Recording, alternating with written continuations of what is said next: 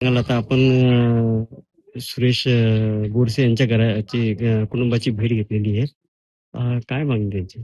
खरं तर इथं आल्याच्या नंतर अशी माहिती कळाली की त्यांच्या कुटुंबियांसोबत चर्चा केल्याच्या नंतर यामध्ये रक्षकच भक्षक होत चाललाय. राज्यामध्ये कुठेही रक्षकाचं काम चांगलं राहिलेलं नाही.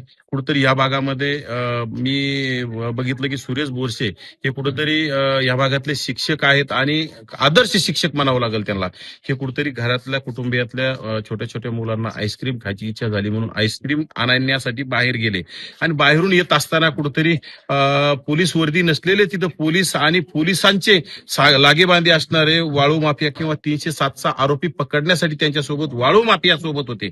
म्हणजे पोलिसांनी सुद्धा समजा गुंड प्रवृत्तीला सोबत घेऊन फिरणं सुरू केलंय आणि पोलिसांच्या अंगावर वर्दी नसल्यामुळं कोणी साहजिक त्यांना विचारणार की बाबा तुम्ही कोण आहात.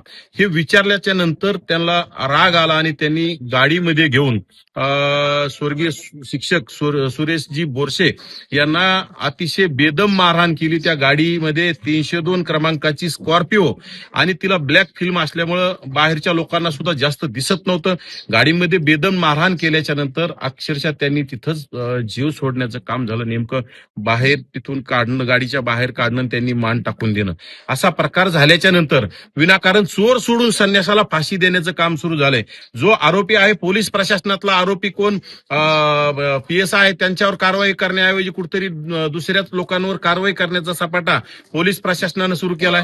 हे अतिशय चुकीचं आहे. जे दोषी आहेत त्यांच्यावर कारवाई झाली पाहिजे आणि खरं तर कलम चुकीच्या टाकलेल्या आहेत. त्यामध्ये तुम्ही जाग्यावर त्यांचा गाडीमध्ये मृत्यू होईपर्यंत मारहाण केली, त्यामुळे त्यांना सेक्शन 101 नुसार गुन्हा दाखल झाला पाहिजे. सदोष मनुष्य वधाचा गुन्हा त्याच्यामध्ये दाखल झाला पाहिजे आणि जो कोणी पोलीस अधिकारी आहे PSI त्यांच्यावर सदोष मनुष्य त्यांना सुरुवातीला अगोदर निलंबित करणं गरजेचं आहे आणि निलंबित करून त्यांना तात्काळ त्यांच्यावर सदोष मनुष्यवधाचा गुन्हा कलम सेक्शन 101 नुसार गुन्हा दाखल होणं गरजेचं आहे. त्यांच्या तपास त्या गाड्या होत्या 2 301 क्रमांकाची गाडी, ब्लॅक कलरची स्कॉर्पिओ आणि एक पांढरी पुन्हा एक गाडी होती. त्या व्हिडिओमध्ये दिसतायत, त्यांचे नंबर दिसतायत. ते व्हिडिओ व्हायरल झालेत समाज माध्यमामध्ये.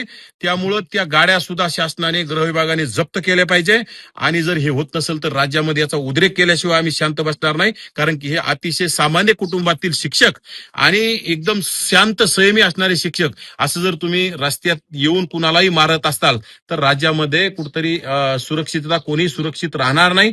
त्यामुळं पोलीस असू किंवा गुंड असू सगळ्यांना कायदा सारखा आहे. त्याप्रमाणे त्यामध्ये कोणी पोलीस असतील, त्यामध्ये कोणी गुंड असतील आणि गुंड आणि पोलिसाची मिलीभगत करून जर एखाद्या शिक्षकाला तुम्ही मारहाण करत असाल तर यांच्यावर कठोर कारवाई झाली पाहिजे. सेक्शन 101 नुसार त्यांना तात्काळ अटक झाली पाहिजे. त्यांच्या अगोदर त्याचं अधिकारी जे असतील त्यांचं त्याच्यामध्ये कोणी PSI असतील, कोणी कॉन्स्टेबल असतील, जे कोणी असतील त्यांचं तात्काळ निलंबन करून त्यांच्यावर 101 नुसार गुन्हा दाखल करावा. आणि यासाठी मी राज्याच्या मुख्यमंत्र्याला विशेषतः गृहमंत्री देवेंद्र फडणवीस यांची तात्काळ भेट घेणार आहे आणि जर आम्हाला न्याय नाही मिळाला तर नक्कीच राज्यात आम्ही मोठा उद्रेक करण्याचं काम करू आणि सर्व OBC समाज असेल, हे सर्व बहुजन समाज एकत्र येऊन आम्ही बोरसे कुटुंबियांना न्याय देण्यासाठी सातत्यानं तत्पर राहूया.